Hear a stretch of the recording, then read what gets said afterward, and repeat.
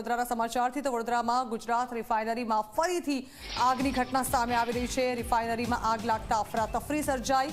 આગ લાગતા કર્મચારીઓને છોડી દેવાયા છે। આગના પગલે કંપનીની બહાર પોલીસનો ચાંપતો બંદોબસ્ત પણ ગોઠવી દેવામાં આવ્યો છે। વડોદરામાં આવેલી ગુજરાત રિફાઇનરીમાં આ પહેલા પણ આગની ઘટના સામે આવી ચૂકી છે। અહીં ફરી એકવાર આગ લાગી ચૂકી છે, ત્યારે આગની ઘટના સામે આવતા જ કર્મચારીઓને અહીંથી મુક્ત કરવામાં આવ્યા હતા। ત્યારબાદ આગને કાબૂમાં લેવાના પ્રયત્નો પણ જારી છે। બીજી તરફ આગને પગલે પોલીસનો પણ અહીં ચાંપતો બંદોબસ્ત ગોઠવી દેવામાં આવ્યો છે। આગની તસવીરો સામે આવી રહી છે, જેની જ્વાળાઓ જોઈને અંદાજો લગાવી શકાય તેમ છે કે આગ ઝડપથી પ્રસરે તેવી શક્યતાઓ જોવામાં આવી રહી છે। રિફાઇનરીમાં કોઈ કારણસર આગ લાગી છે અને તેને કાબૂમાં કરવાના પ્રયત્નો જારી છે। કર્મચારીઓ રિફાઇનરીમાં કામ કરી રહ્યા હતા તે જ સમયે આ આગની ઘટના સામે આવી છે। જો કે કર્મચારીઓનો બચાવ થયો છે।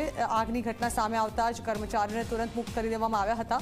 ત્યારબાદ અહીં પોલીસનો ચાંપતો બંદોબસ્ત પણ ગોઠવી દેવામાં આવ્યો છે। આગની કેટલીક તસવીરો પણ સામે આવી રહી છે, જેને જોઈને આગની જ્વલનશીલતાનો અંદાજો લગાવી શકાય તેમ છે।